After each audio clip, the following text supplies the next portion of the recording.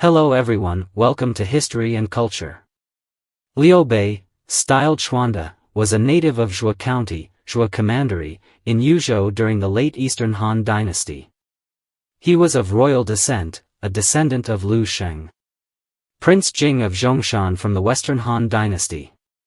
During the Three Kingdoms period, he became the founding emperor of the state of Shu Han. According to the records of the Three Kingdoms, biography of the first ruler. In the third year of the Zhang era, 223 AD, Liu Bei died of illness in Baidi city at the age of 63. After his death, he was posthumously honored as Emperor Zhao Lai with the temple name Liezu and was buried at Huiling. Liu Bei was known for his humility and courtesy, his respect for the virtuous and talented, his generosity and magnanimity, and his grand ambitions. He was famous for his ability to recognize and appoint capable individuals, and was renowned for his benevolence and virtue. He was deeply respected by the common people and the scholar officials of his time. One of the most well-known anecdotes from his life is the story of the 3 visits to the thatched cottage. In the 12th year of the Jianan era, 207 AD, Liu Bei personally visited Hongzhang 3 times to seek out the reclusive Zhuge Liang. On the 3rd visit, Zhuge Liang finally agreed to assist Liu Bei and presented him with the famous Hongzhang plan, which laid the strategic foundation for Liu Bei's future ambitions. Later, Liu Biao, the governor of Jingzhou, fell gravely ill and passed away. His younger son, Liu Zong, succeeded him but soon surrendered to Cao Cao. At that time, Liu Bei was stationed with his troops in Fancheng, unaware of Cao Cao's rapid southern advance. By the time he reached Wansheng, he learned that Cao Cao's army was already approaching in full force, so he hurriedly withdrew his troops. On the way, they passed through Xiangyang. Zhuge Liang advised Liu Bei to seize the opportunity to attack Liu Zong and take control of Jingzhou, a strategic stronghold. However, Liu Bei, considering their shared lineage as members of the Han royal family, could not bear to use force. Instead, he stood outside the city gates and called for Liu Zong to come out and discuss matters. But Liu Zong, out of fear, dared not appear. Despite this, many of Liu Zong's subordinates and a large number of scholars from Jingzhou chose to defect to Liu Bei. By the time he reached Dangyang, his force had grown to over 100,000 people, with thousands of supply wagons in tow, creating a grand and imposing sight. Later on, Zhang Lu launched an attack on Liu Zhang, who was ruling Shu, modern-day Sichuan. Following the advice of his advisor Zhang Song, Liu Zhang decided to invite Liu Bei into Shu to help resist Zhang Lu. He sent Fa Zheng as his envoy to extend the invitation. At this time, Fa Zheng and another brilliant strategist, Pang Tong, persuaded Liu Bei to take the opportunity to seize control of Yizhou, modern-day Sichuan region. Liu Bei accepted the suggestion, leaving Zhuge Liang, Guan Yu, and others to guard Jingzhou, while he led tens of thousands of infantry into the Shu region and met with Liu Zhang at Fucheng. Not long after, Liu Bei joined forces with Zhuge Liang, Zhang Fei, Zhao Yun, and others to besiege Chengdu. He also sent Li Hui, an official from Jianing, to persuade the famous Xiliang general Ma Chao to defect. Ma Chao accepted the offer and brought his troops to the gates of Chengdu. Liu Bei then stationed him to the north of the city. This sudden threat caused panic and unrest among the people and troops within Chengdu.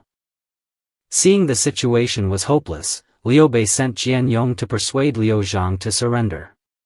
Liu Zhang eventually yielded, and Liu Bei thereby became the governor of Yizhou, the highest civil official in the region. He actively recruited and employed local talents, laying a solid foundation for the establishment of the Shu Han regime. Later, Cao Pai of the Wei state usurped the Han throne and declared himself emperor, establishing the Cao Wei dynasty. In order to continue the Han imperial lineage, Liu Bei proclaimed himself emperor in Chengdu, naming his state Han and adopting the era name Zhangwu, commonly referred to as Shu Han. That same year, in order to avenge the death of Guan Yu, who had been killed by Eastern Wu in Jingzhou. Liu Bei personally launched a campaign against Wu. However, just before the expedition, Zhang Fei was assassinated by his own subordinates and was unable to join the campaign. In the spring of the second year of Zhang Wu, 222 AD, Liu Bei dispatched Huang Quan with the navy to deploy north of the Yangtze River, while he led the mainland force himself to march against Eastern Wu. In July, a massive battle broke out between the Shu army and the main forces of Eastern Wu, led by Lu Sun, at Huiling. As a result, Liu Bei's army of 750,000 was almost completely annihilated. It was one of the most devastating defeats of Liu Bei's life. After the loss, Liu Bei retreated to Yong'an, modern-day Fengjie, Chongqing, where he passed away the following April.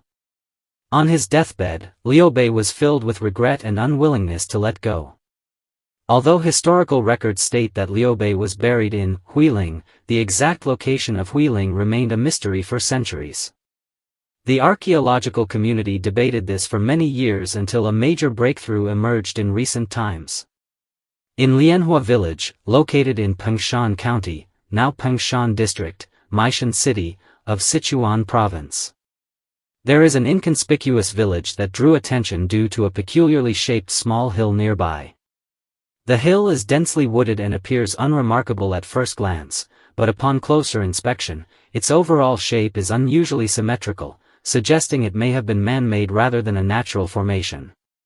This discovery immediately attracted the attention of archaeologists.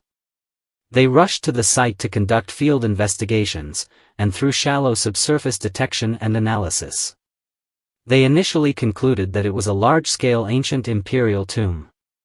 The size and scale of the structure far exceeded what an average noble would have been able to afford. After a series of verifications, experts confirmed that this tomb had been constructed over 1,700 years ago, corresponding with the time of Liu Bei's death. Furthermore, in Shu territory at that time, only Liu Bei would have possessed the capability and resources to build such a grand mausoleum. Thus, experts have largely concluded that this is Liu Bei's final resting place. Surprisingly, however, despite having essentially confirmed the identity of the tomb's occupant, archaeologists have yet to carry out deeper excavations. Why? According to experts at the time, the tomb has been extraordinarily well preserved and has never been looted throughout the centuries. Considering that current archaeological excavation techniques still have limitations, experts decided not to proceed with deep digging for the time being in order to better protect the cultural relics inside. This decision also reflects the great importance that the archaeological field places on this tomb.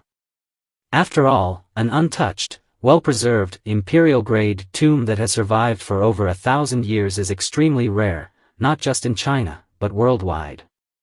It is not only a priceless archaeological discovery, but also provides invaluable material for future research on the history of the Three Kingdoms and the culture of Shu Han. According to historical records, Liu Bei established the Shu Han regime in Sichuan. At the time, Sichuan's geography was complex and transportation was highly inconvenient, with most routes being rugged mountain paths. To govern the state effectively and strengthen external connections, Liu Bei and his Prime Minister Zhuge Liang made significant contributions to the development of the postal and courier system in Sichuan.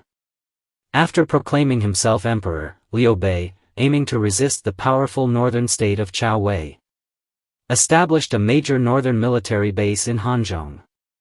In order to open up transport routes from Shu to the Central Plains, the Shu Han government developed four major passages between Hongzhang and Guanzhong: the Ziwu route, the Tangluo route, the Baoxie route, and the Jinyu route.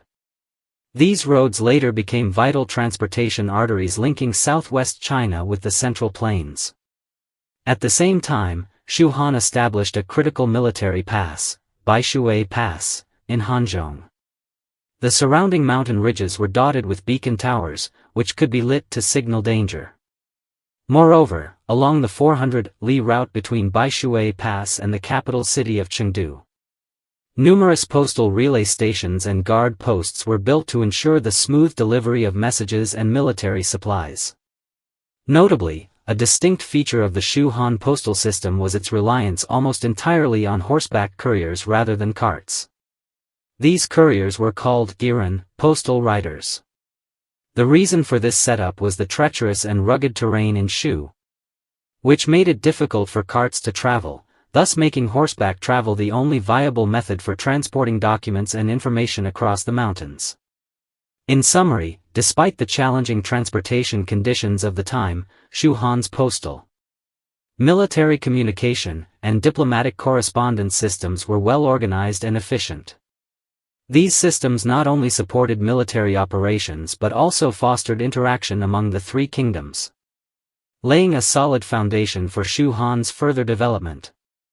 This is the History and Culture channel. Liking and subscribing are the greatest help and support to us. Thank you everyone and see you in the next time.